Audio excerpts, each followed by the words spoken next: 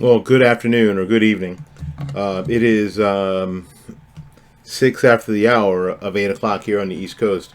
I have made it back from the Lloyd Marcus Celebrating Blue event, and I hope that I was able to offer a perspective on the change of narrative that is so important in this discussion when we're talking about Blue Lives Matter and Black Lives Matter and All Lives Matter. And to give you an idea of what I shared, you can go to lloydmarcus.com, and go through the live streaming. But like with any live streaming, boy, I know a lot about this. There can be difficulties with the internet that are unforeseen, and there are some. So it may be a little difficult to make things out sometimes. But you can go and look, and I'll tell you, mosquito. Don't want to get Zika. That about what I said. I'll give you a thumbnail sketch. What I mentioned to the assembled and those on the internet who are watching was that it is vital for the urban community to have a vibrant and productive relationship with law enforcement, and I'll tell you why. It's because unless our communities are safe, they're not safe places for businesses to come and grow and provide jobs and the like. If we don't have a vibrant and productive relationship with law enforcement, then so many people are still going to be dependent on government for their livelihood and for whatever economic benefit they have, and that's not a positive situation, especially going forward. You can't stay there. Now, I don't have any problem, and I never said I had any problem with people who need public assistance, who need welfare, who need money for their children, or to make sure their children have health care. I don't have any problem with any of that. But the idea is that that's temporary.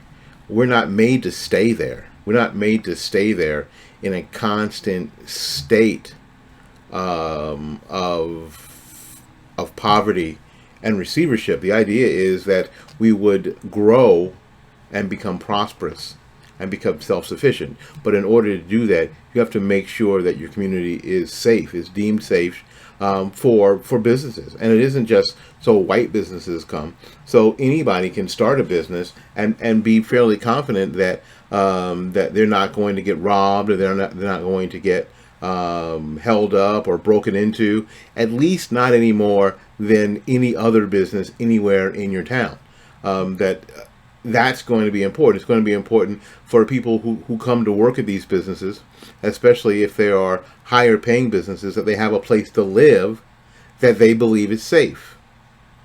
That's why you have to have a really vibrant, really important relationship with law enforcement. That this whole mainstream media narrative, that people in our community should have some adversarial relationship with the police, is not only anti-productive or counterproductive when it comes to economics. It's anti or counterproductive when it comes to, frankly, everything else. When it comes to our own safety, frankly, if everybody's on guard, then crap is going to happen. If the police are on guard, if the community is on guard all the time, and then crap is going to happen all the time. All the time. So we have to develop better relationships. Frankly, I think that where I live is the community has a pretty decent relationship with the police department, and it shows.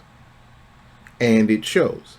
So the idea that anyone would come from the outside, that there'd be any sort of mainstream media narrative that that the police are at war with the urban community is anti-productive and dangerous, and will cost people their lives. We have to above all else, live here together and build a relationship with law enforcement. Now, I know a lot of people will be upset with this video because it would seem like I'm being a traitor to my race somehow, because somebody that I don't even know, Sean King, who's a white man pretending to be black, getting paid by George Soros. For this whole organizational thing, one of the only people getting paid is a white man pretending to be black. That sends off some red flags to me, but that's not what this is about. The idea is that I am not sure, frankly, I am not sure that someone like Soros, who's funding Black Lives Matter, really cares about the people who live in my community to the same degree that I do, or you do even. I'm not sure about that. Because if somebody isn't talking about peace and building relationships and bridges, if they're calling for death and mayhem and destruction, like my friend Sonny Johnson says, do they really want change? Because isn't that what we have now? If we've got poverty and destruction, and somebody's calling for more of that, do they want change? Do they want positive change? Because that's what I got now. Because if that's what they're calling for, never mind, I can do bad all by myself. So I sort of left that message with the attendees and those that are that were on the live stream. I trust that I'm able to clarify my position with you here on the Fight Back Media page, Fight Back Media Group page, and here on YouTube, because I think it's really, really important that people understand, especially in the urban community, understand how important a tool law enforcement is to them. That there's no way that we can do away with law enforcement and have that be the answer. Law enforcement needs to be the tool in the community that makes it prosperous. That's the deal.